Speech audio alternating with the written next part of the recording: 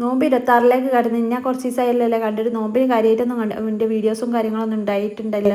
അപ്പോൾ നമുക്ക് വീഡിയോക്ക് കിടക്കാം. നമ്മൾ ഇന്നിപ്പോൾ ഉണ്ടാക്കുന്നത് എന്ന് വെച്ചാൽ പത്തിരിയും കോഴിമുട്ടക്കറി ഉണ്ടാക്കാൻ വിചാരിച്ചു. പിന്നെ ചിക്കനും കാര്യങ്ങളും ഇന്നും കഴിക്കണമെന്ന് നല്ലതല്ലല്ലോ. പിന്നെ ഇതിൻ്റെ ഇടയിൽ മീൻ, ബീഫ്, ചിക്കൻ ഇതെല്ലാം ഉണ്ടാക്കിയിട്ടുണ്ടായിരുന്നു കേട്ടോ. അങ്ങനെ പിന്നെ നമ്മൾ വേറൊക്കെ എടുത്തിട്ട് ഇപ്പം എല്ലാവരും വെറുമൽക്ക് പോയിട്ടുണ്ട്. നമ്മൾ പ്രത്യേകിച്ച് അങ്ങനെ വേറെ ഇല്ലാത്തത് കൊണ്ട് വെറുമൽക്ക് അല്ല ഗ്യാസ് ഇല്ലാത്തത് കൊണ്ട് വേറ് കത്തിക്കുന്നോളായി മാറിയതല്ല, വേറ് കത്തിക്കുന്നോളായത് കൊണ്ട് തന്നെ വേറ് കത്തിക്കുക കേട്ടോ. അല്ലാതെ ഗ്യാസ് ഉണ്ടാവില്ല വിചാരിച്ചിട്ട് വേറ് കത്തിക്കല്ല. അപ്പോൾ ഇന്ന് ക്ലാസ്സും കാര്യങ്ങളൊന്നും ഇല്ലാത്തത് കൊണ്ട് തന്നെ നമ്മൾ വേഗം അടുപ്പിൽ തീ കൂട്ടിയിട്ടിട്ട് വൈകുന്നേരം ആയപ്പം നേരത്തെ തുടങ്ങിയാൽ പിന്നെ അടുപ്പിൽ തീ കൂട്ടുക. നമ്മൾ നേരം കണക്കാക്കി വരുമ്പോഴാണ് ഗ്യാസ് മേലായി പോയത് കേട്ടോ.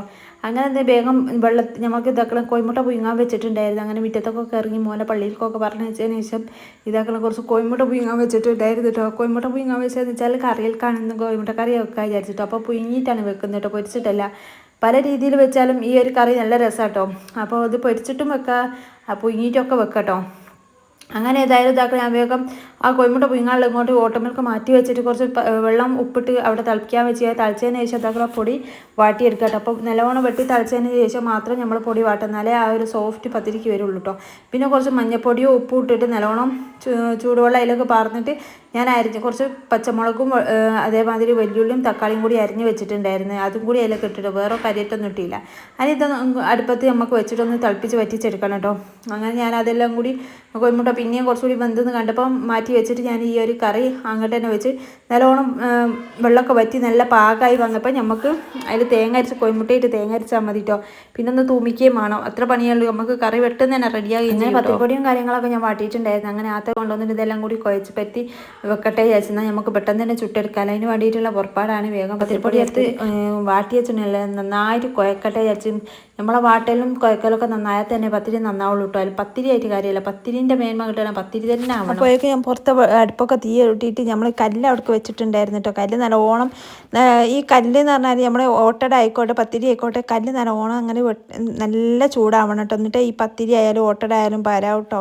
അപ്പോൾ കല്ല് നല്ല ചൂടായി എന്ന് ഉറപ്പ് വരുത്തിയതിന് ശേഷം ഇട്ടോ മറ്റേ നമ്മൾക്ക് ഒട്ടിയണ്ടും മുറിഞ്ഞണ്ടും ഒക്കെ കളിക്കും കേട്ടോ. നല്ല ചൂടായത് കല്ലുമ്മൾക്ക് പത്തിരി ഇട്ട് അതാന്ന് പറയുമ്പോൾക്ക് ഒക്കെ അങ്ങോട്ട് ചുട്ട് കഴിയും കേട്ടോ. പെട്ടെന്ന് തന്നെ തീരും. എന്നാലോ ചേരി വെക്കുക എന്നുള്ളതാണ് മെയിൻ. ചേരി വെച്ച് നല്ലോണം ചൂടായാൽ തീ കത്തിയില്ലേലും വേണ്ടിയില്ല, നല്ല ചൂടുണ്ടാവും ചേരി കത്തിച്ചാട്ടോ. അപ്പോൾ പിന്നെ ഇതാക്കണം നമ്മൾ ഓരോന്നോരോന്നായി ഇട്ട് തുടങ്ങിയിട്ടുണ്ട്. അങ്ങനെ നമുക്ക് പെട്ടെന്ന് തന്നെ ഈ പത്തിരി അങ്ങോട്ട് ചുട്ടെടുക്കാം കേട്ടോ. നല്ല കല്ല് നല്ല ചൂടായാൽ ഫുള്ള് പെട്ടെന്ന് അങ്ങോട്ട് കഴിയും. നമ്മൾ ഗ്യാസ് മേലെ ചുട്ട് കഴിയുന്നതിനെക്കാട്ടിലും പെട്ടെന്നായിട്ട് കേട്ടോ. അതെല്ലാം കൂടി കാര്യങ്ങൾ പത്തിരിയും കാര്യങ്ങളും എല്ലാം കൂടി ചുട്ട് കഴിഞ്ഞിട്ടുണ്ടായിരുന്നു. പൊരിയും കരിയും എന്ന് പറഞ്ഞാൽ നമ്മളങ്ങനെ കാര്യമായിട്ടൊന്നും ഉണ്ടാക്കാറില്ല. തുടക്കത്തിലായിരുന്നു ഉണ്ടാക്കിയത് കേട്ടോ. എന്തെങ്കിലുമൊക്കെ പൊരികൾ ഉണ്ടാക്കി, ഇപ്പോൾ പൊരികളായിട്ട് ഉണ്ടാക്കലില്ല കേട്ടോ. പിന്നെ വെച്ചാൽ ജ്യൂസ് കാര്യങ്ങൾ എന്തെങ്കിലും ഉണ്ടെങ്കിൽ വത്തക്കയൊക്കെ ആണെങ്കിൽ ഒരു ജ്യൂസ് അടിക്കാൻ കൂടി തരും കേട്ടോ. മോനായാലും മോളായാലും ചിലപ്പോൾ മോനുണ്ടാക്കും, ചിലപ്പോൾ മോളുണ്ടാക്കും. ജ്യൂസിൻ്റെ കാര്യത്തിൽ ചിലപ്പോൾ ഓലായിട്ട് ഉണ്ടാക്കും കേട്ടോ. കാരണം എന്ന് വെച്ചാൽ നമ്മൾ കുഴങ്ങൂല പത്തിരി എല്ലാം കൂടി ഉണ്ടാക്കുമ്പോഴേക്ക് കുഴങ്ങിയിട്ടുണ്ടാവും. അപ്പോൾ ഓര് ചെയ്യാന്ന് പറയുമ്പം എനിക്ക് ഭയങ്കര എളുപ്പമായിട്ടാണ് തോന്നല്. കാരണം എൻ്റെ ഒരു പ്രായം മുതൽക്ക് ഒരു പ്രായം വരെ ഹെൽപ്പ് ചെയ്യാൻ എന്നുള്ള രീതിക്ക് എനിക്കൊരാളും ഉണ്ടായിട്ടുണ്ടായിരുന്നില്ല. ഇപ്പം മക്കൾ കുറഞ്ഞ പ്രായം ചെറുതാണെങ്കിലും ആ ചെറുപ്രായത്തിൽ തന്നെ ഇങ്ങനെ ചെയ്യുമ്പോൾ എനിക്ക് ഭയങ്കര ഒരു എന്താ പറയുക ഒരു ആശ്വാസമാട്ടോ. കാരണം ഒരു പണി ആരെങ്കിലും ഒന്ന് ചെയ്ത് തരുന്നുണ്ടല്ലോ എന്നുള്ളതാട്ടോ.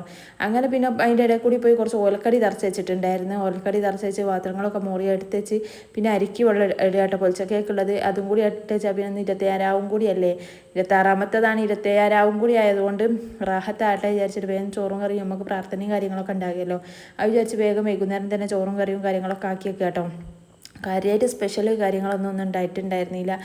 നമുക്ക് വേണമെങ്കിൽ ഷാ ആകുമ്പം 26ൻ്റെ എന്തെങ്കിലും സാധനങ്ങൾ വേണമെങ്കിൽ നിസ്കാരവും കാര്യങ്ങളൊക്കെ കഴിഞ്ഞിട്ട് ഉണ്ടാക്കാമെന്ന് വിചാരിച്ച് പിന്നെ ഇതാക്കണം കോഴിമുട്ടക്കറിയും കാര്യങ്ങളും അത് നമ്മൾ തൂമിച്ച് കാര്യങ്ങളൊക്കെ ചെയ്തിട്ടുണ്ടായിരുന്നു. അടിപൊളി ഒരു കറിയും ഉണ്ടാക്കി. ഇന്നത്തെ വിശേഷങ്ങൾ ഇതൊക്കെ തന്നെയുള്ളൂ. അപ്പം മറ്റൊരു വിശേഷങ്ങളുമായി വരും വരെ സപ്പോർട്ട് ചെയ്യുക. കൂടെ കൂടിയ നഷ്ടമൊന്നും ആവണ്ട. Okay bye.